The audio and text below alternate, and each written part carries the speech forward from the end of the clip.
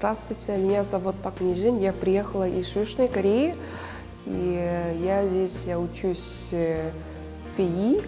Специальность моя – это экономика предприятия организации нефтяной и газовой промышленности уже второй год. И работаю над своей магистерской диссертацией. В Корее я окончила университет, и тогда моей специальностью был русский язык и литература, то есть я бакалавр гуманитарных наук. Но когда я поступила сюда, и тогда вообще ноль было у меня таких знаний, и поэтому с нуля нужно было начать изучать экономику и нефтяную и газовую промышленность. Было очень сложно, но интересно было узнавать новые знания. Когда я училась в Корее, в основном на занятия нужно было следовать теорию, которую сказали преподаватели на занятии. И нужно было запомнить, и вообще не было шансов разговаривать откровенно о моем, например, мнении. И у нас не так принято, спрашивать у преподавателя и откровенно разговаривать о своем мнении. Но когда я сюда впервые приехала, и преподаватели очень много спрашивают у меня, мнение просят всегда. Сначала было очень трудно, сложно привыкать к этому, но в данный момент очень, удобно стало отвечать на такие вопросы. Я думаю, это самое важное отличие от российской системы и корейской системы. Нас 8, очень маленькая группа, и 4 мальчика, 4 девушки. И только я одна иностранка, все куты. В прошлом году мы все стеснялись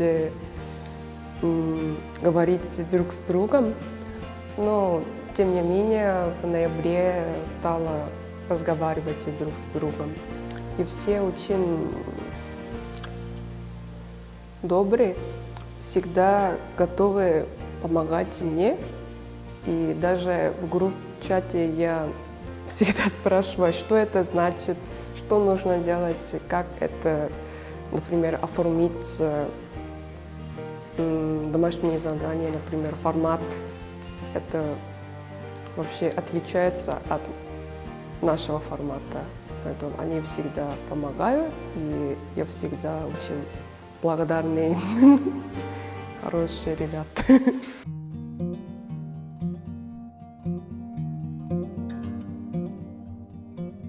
На самом деле я уже знала такой холод в Сибири, потому что я раньше по обмену была в Новосибирске. Там тоже был 40-градусный мороз. Тогда я уже испытала 40-градусный мороз, и сначала я думала, что я могу как-то терпеть холод или как-то привыкать к климату здешнему. Я думала, я могу терпеть этот холод, но это, как я ощущаю здесь, это очень трудно. Нужно как тепло одеваться. Как-то впервые я ощущаю такой холод. На самом деле жизнь в Якутске и Корее не так сильно отличаются. Моя жизнь всегда полна учебой и работой. Я там в Корее работала и училась, и здесь тоже учусь и работаю.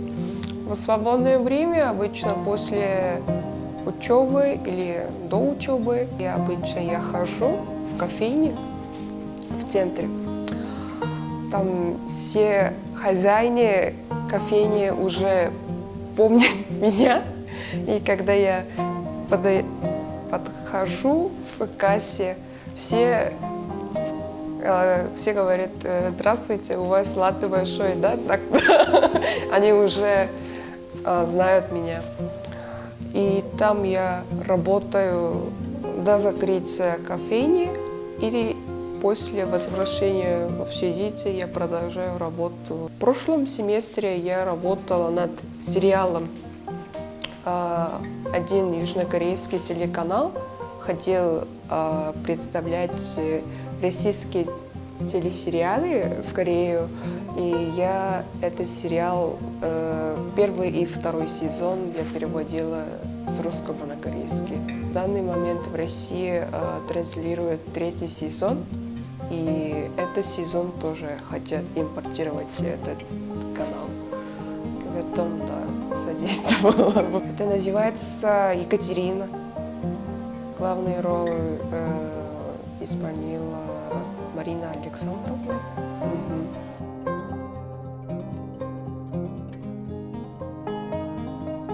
В Корее есть какие-то неправильные знания. У всех россиян какие-то западные внешности они имеют. Все корейцы так думают. Но у меня была специальность русский язык и литература. Конечно, я русскую культуру я изучала, и поэтому знала более 100 народов проживают в России, и особенно в Сибири проживают малочисленные народы, и в том числе якуты, эбенки.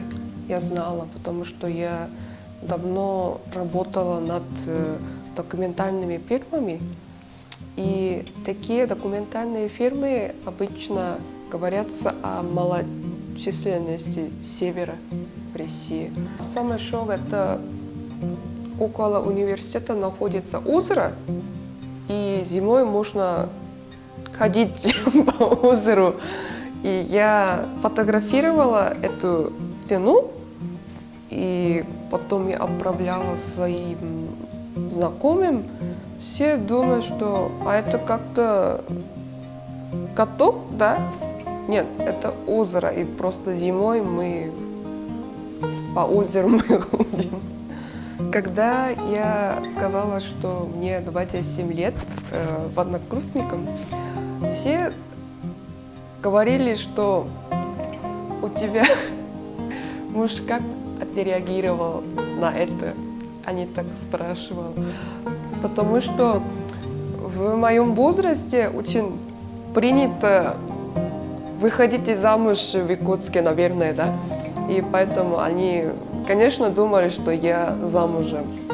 Но я не замужем, я одна. И родители тоже были равнодушны, потому что с раннего возраста я выходила из дома, я одна проживала. Да, я сказала, что я буду учиться за рубежом, это в России. А да? Давай. Такое как-то равнодушно отреагировала. Ну, конечно, родители заскучают по мне и очень часто разговаривают по телефону. Конечно, скучаю, но нужно терпеть для своей карьеры или учебы в какой-то момент. Первое якутское слово, которое я выучила, это «учу». Это самое основное слово. И в этом семестре выучила какие-то предложения на якутском для того, чтобы представлять о себе. Минаты, бла-бла-бла. Мин кариатын келбиттим.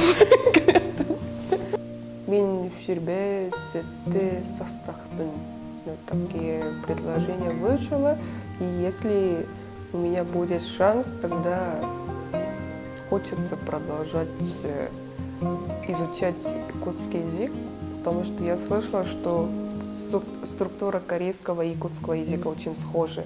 У меня несколько якутских друзей, и, как сказать, они сами так говорят, что они как более закрытые люди по сравнению с другими народами в России. Но, как я думаю, они очень открытые люди. Они хотят, как сказать, придавать комфорт для гостя и всегда готовы помогать, особенно иностранным студентам. Доброта тоже есть.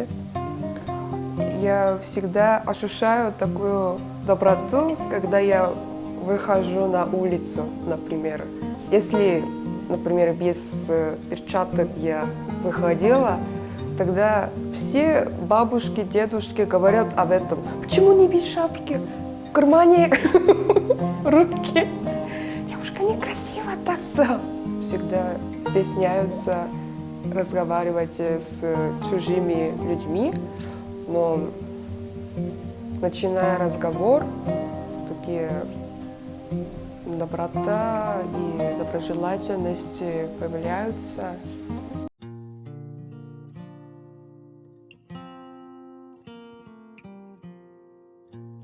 У меня был всегда интерес к русскому языку, и всегда хотелось продолжать свою учебу в магистратуре или в докторантуре.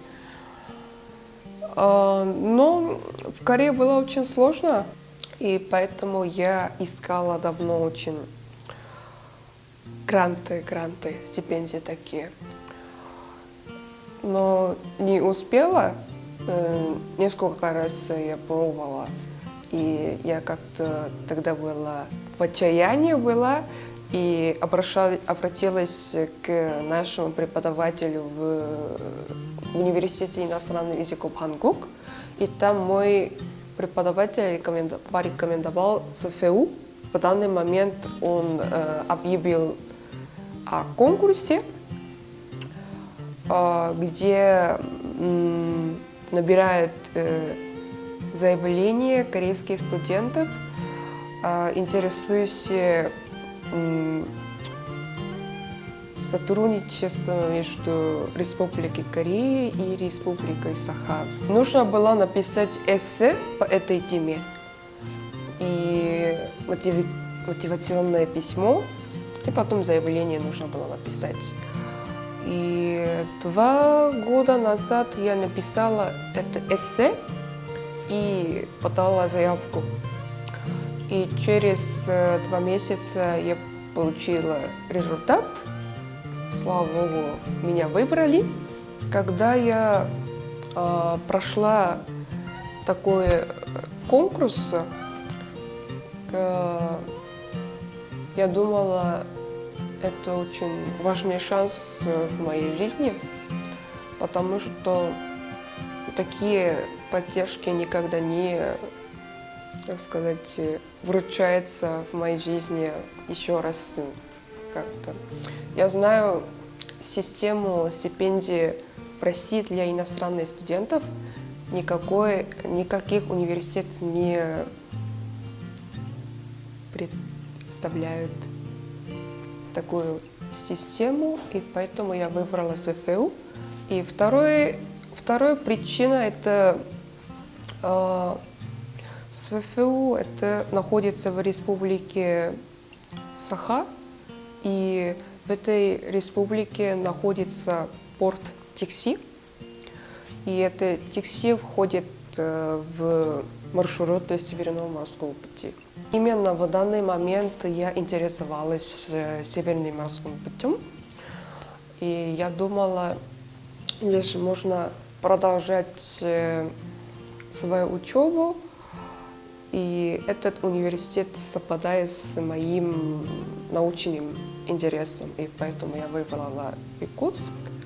В данный момент я учусь на втором курсе магистратуры, и поэтому многие спрашивают о моем будущем.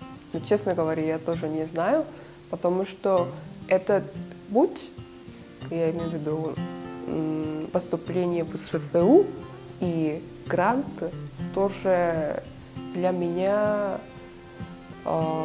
внезапный шанс был. Но в данный момент, я думаю, после окончания магистратуры вернусь в Корею и как-то со своей стороны ищу способ поработать в сфере взаимодействия между Россией и Кореей. С моей стороны, я так ищу такой в данный момент.